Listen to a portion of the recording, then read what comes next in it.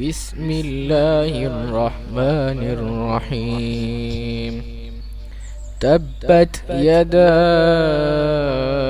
أبي لهب وتب، ما أغنى عنه ماله وما كسب، سيصلى نارا ذات لهب، وامرأته حمالة الحطب، في جيدها حبل من مسد.